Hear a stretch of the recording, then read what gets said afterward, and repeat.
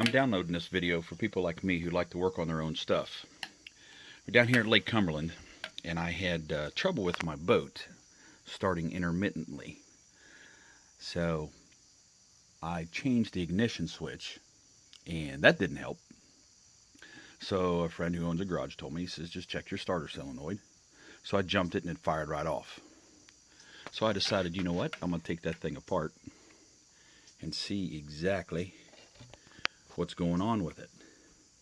So in an interest of time, what I did was I went ahead and loosened everything, but this here's what it looks like. To give you an idea, it's mounted right on the top of the motor. You've got these 2 points here are both for the starter. That's where the contact for your starter, and this right here is for the low voltage of the solenoid itself. So what I did, of course, was took this all apart.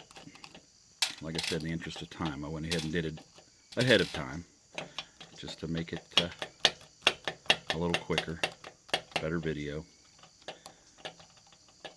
So bear with me here just a sec. Or what I'll do is I'll probably edit it so it looks a little quicker.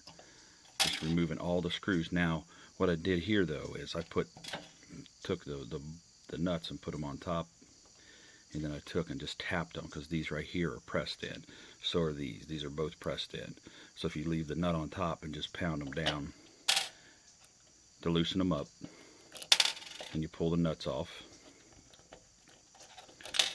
and then right here you've got tabs there and there, and on the other side too, but you don't have to loosen both of them, all 4 of them. Just loosen 2, and then you take and you lift it up and you slide it out, and that's what it looks like on the bottom, like that.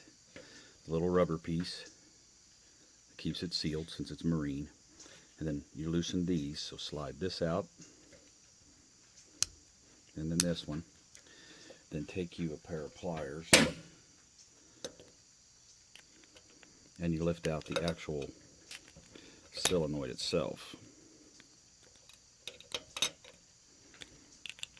And be careful when you're lifting this out, because there is a springs on the bottom, very small, that will hold up.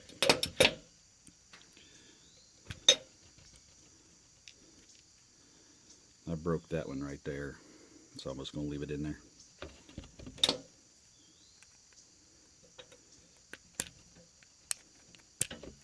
This here, it really comes out easier. My pliers won't hold it.